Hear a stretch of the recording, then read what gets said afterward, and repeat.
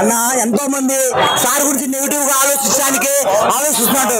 ఎంతో కష్టపడి ఓ పక్క రాజకీయ పరంగా ఓ పక్క ప్రజాసేవ కోసం సమస్యలు తీర్చుకుంటూ అటువైపు చేయకుంటూ ఇటువైపు ఫ్యాన్స్ కి నష్టం రాకుండా ఫ్యాన్స్ కి 100% కోసం ఎంతో కష్టపడి ఇటు ప్రజల సమస్యలు తీర్చుకుంటూ రాజకీయాలు ఎంతో బిజీగా ఉన్న ఫ్యాన్స్ కొరకు ఎంతో సేవ చేసుకుంటూ ఫ్యాన్స్ నన్ను నమ్ముకున్నందుకు వాళ్ళ కోసం కష్టపడుతూ ఎంతో యాక్టివ్ గా ఇన్ని సినిమాలు తీస్తూ వాళ్ళ కోసం ఎంతో కష్టపడుతుంటే నెగిటివ్ చేసే వాళ్ళకి ఒకటే సమాధానం చూస్తారు.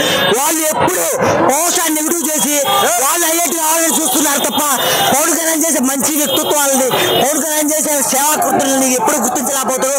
ఎప్పటికైనా ఈ ఓజీ సినిమా అనేది గత సినిమాలన్నింటినీ తిరగబెట్టి బ్లాక్ బాస్టర్ రేపు మీరే న్యూస్ లో ప్రతి న్యూస్ లో మీరే వేస్తారు. ఎంత కష్టపడ్డాడు, ఎంత హార్డ్ వర్క్ చేశాడు. తను అంతా బిజీ షెడ్యూల్ లో ఉన్న ఫ్యాన్స్ కోసం షెడ్యూల్ సమయం తీసుకొని కష్టపడ్డాడు. ఈ ఓజీ సినిమా మిగతా సినిమాలన్నింటినీ బ్లాక్ బాస్టర్ చేసి తిరుగులేని ఇండస్ట్రీగా చేస్తుంది. గుంటూరు జిల్లాలో బాబు కళ్యాణ్ బాబు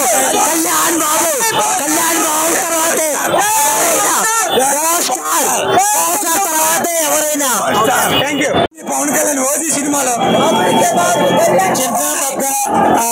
కుటుంబ సమేతంగా చూడగల చిత్రము.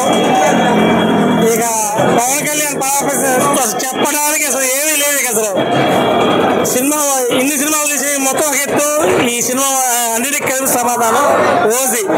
అంటే కొత్తగా చూపెట్టారు పవన్ కళ్యాణ్ గారిని. ఎలా అనిపిస్తుంది? ఏ రకంగా అయితే ఫ్యాన్స్ కావాలో ఆ రకంగా పవన్ కళ్యాణ్ గారిని సినిమా చూపించారు. ఇంతకుమించి చెప్పడానికి ఏమీ లేదు. బాక్స్ ఆఫీస్ బద్దలు. అంటే చాలా మంది పవన్ కళ్యాణ్ గారిని ఈ సినిమా అయినా బాగుండాలి అనుకున్న వాళ్ళకి మీరేం చెప్పగలరు? ఇక నో డైలాగ్స్, ఓన్లీ ఓజీ అంతే. ఈ రోజు చూసిన తర్వాత ఓ 30 సంవత్సరాల కుర్రోళ్ళు ఇక వాళ్ళ ఆనందం చూస్తుంటే సినిమా కంటే కూడా ఈ కుర్రోళ్ళ కళల ఆనందం ఎక్కువ చూడాలనిపించింది.